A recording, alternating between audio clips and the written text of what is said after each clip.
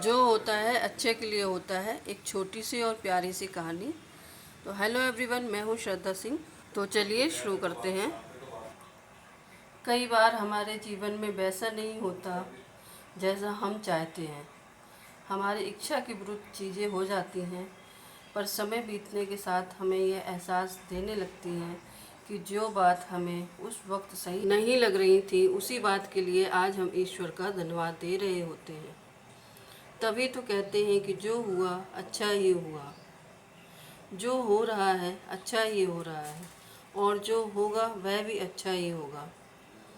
एक बहुत ही प्यारी कहानी सुनाती हूँ। एक राजा का विशाल फलों का बगीचा था। उसमें तरह तरह के फल लगे हुए थे। उस बगीचे की देखभाल किसान और उसका परिवार किया करते थे। किसान उस बगीचे से तैयार और मीठे फल रोज़ शाम को राजा के लिए ले जाता था। एक दिन किसान ने बगीचे में आकर देखा कि नारियल, अमरूद, सेब, अंगूर, बेर सब पके हुए थे। किसान सोचने लगा कि कौन से फल आज राजा के लिए ले जाऊं। ना जाने उसके मन में क्या हुआ। उसने अंगूर की टोकरी भरी और राजा के लिए लेकर महल की ओर चल दिया। वो रास्ते भर सोचता जा रहा था, केवल अंगूर लिए 2-4 सेब, नारियल, अमरूद ही डाल देता।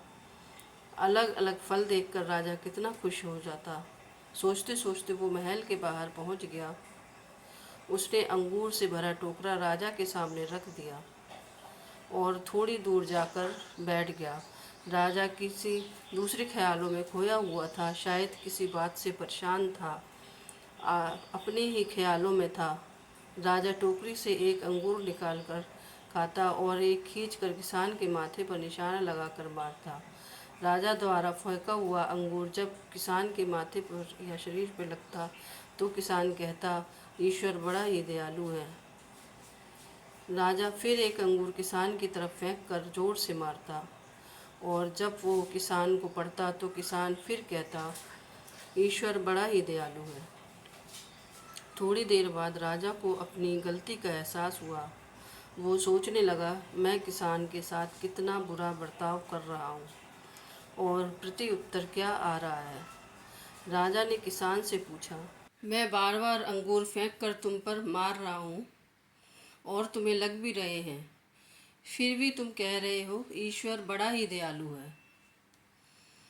किसान ने बड़े भोलेपन से उत्तर दिया, महाराज, बागों में नारियल, सेब, अमरूद, बेर ये सब तैयार थे, पर मैं अंगूर लाया।